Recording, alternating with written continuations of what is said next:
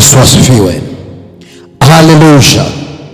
Sasa jinsi ya kupata wazo la biashara au mradi au kitu chochote, jinsi ya kupata wazo la kitu cha kufanya, jinsi ya kupata wazo la kitu cha kufanya, nitakueleza mambo matatu kwa haraka. Jambo la kwanza, angalia kitu unachokipenda zaidi. Angalia kitu unachokipenda zaidi. Nisikilize, wazo zuri la biashara au la mradi ni lile unaloweza kulifanya kwa moyo wa kupenda. Wazo zuri la biashara au mradi ni lile unaloweza kulifanya kwa moyo wa kupenda. Manake hilo wazo linatoka kwenye kitu unachokipenda zaidi. Kwa mfano, kama wewe unapenda sana muziki, inamaanisha kitu unachoweza ukakifanya kwa uzuri zaidi ni vifaa vya muziki, kwa sababu ni kitu ambacho hata ukikinunua unaweza ukatoa ushauri kwa wateja wako, na unaweza ukatafuta bidhaa ambayo kwa uzoefu wako wa muziki utatafuta bidhaa iliyo bora na utawashauri wateja wako bidhaa iliyo bora. Bwana Yesu asifiwe.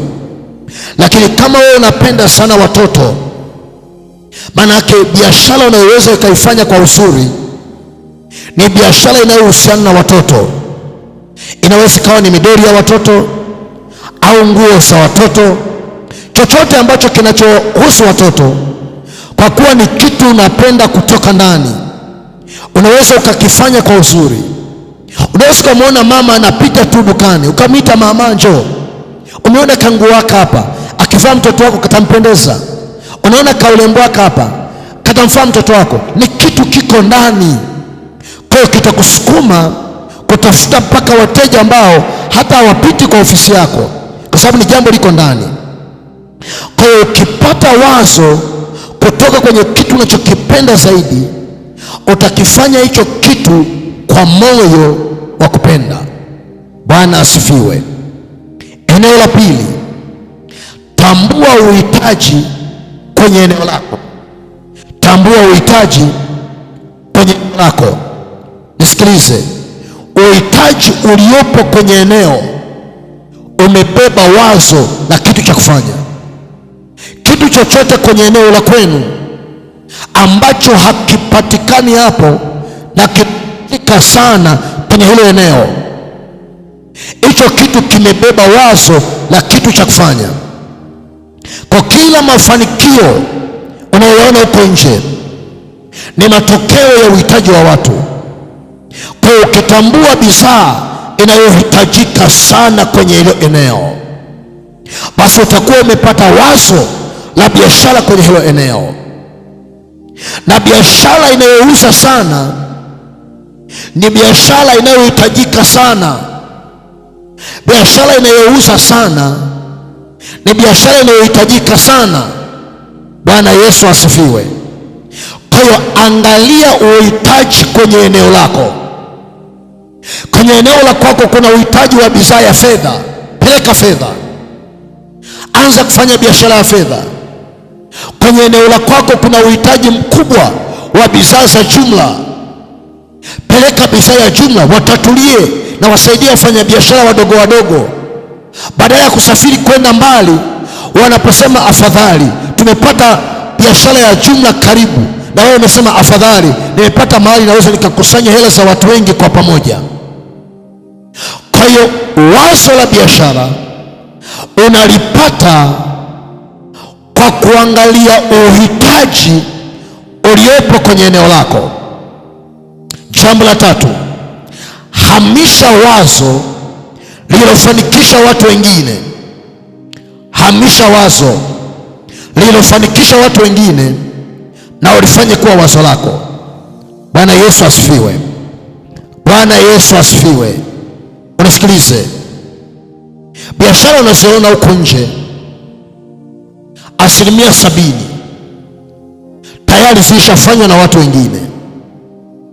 Kwa ukiona mtu anafanya, manake inawezekana aliuliza au aliona hiyo biashara ina mzunguko mkubwa, na kwa upelelezi wake agundua ina malipo makubwa, kwa hiyo akaamua kuianzisha kwenye eneo la kwake. Nisikilize, wazo la mafanikio sio lazima ubuni jipya. Unaweza ukaangalia wazo linalofanikisha watu kwenye eneo la kwako au kwenye eneo jingine, na ukalikopi hilo wazo ukalifanya kuwa la kwako, au ukalipeleka kwenye maeneo ya kwako, na kama liliwasaidia watu wengine kufanikiwa, ukilileta kwenye maeneo ya kwako, na wewe itakufanikisha kama lilivyofanikisha watu wengine. Kwa mfano, kama umeona biashara ya apartment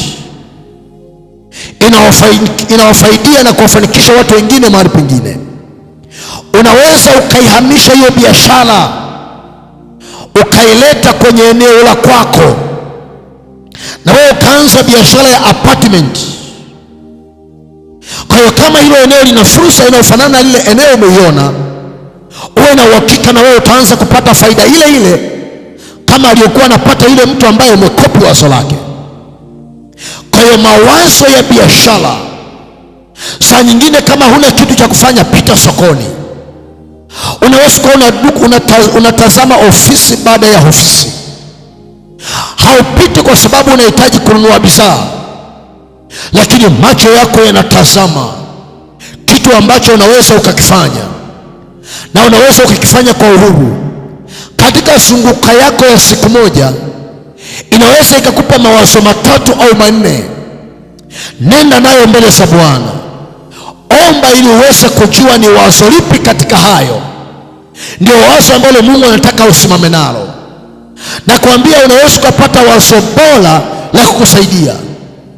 Watu wengi sana wanafikiri mawazo yanakuja tu kwa kukaa.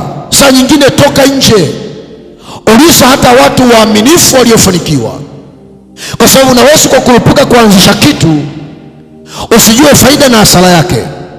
Lakini kama unaweza kupata pia watu wazuri na waaminifu, nenda kawaulize, watakusaidia kulingana na aina ya mtaji ulionao na biashara za wakati huu. Watakushauri biashara hii kwa kiwango ulichonacho pengine usifanye. Watakwambia anza na biashara hii, ukishafanikiwa mpaka ngazi fulani tunakukaribisha, unaweza kuja kwenye biashara hii. Lakini kwa kiwango cha mtaji ulionao utachechemea sana kwenye hii biashara. Bwana Yesu asifiwe. Haleluya.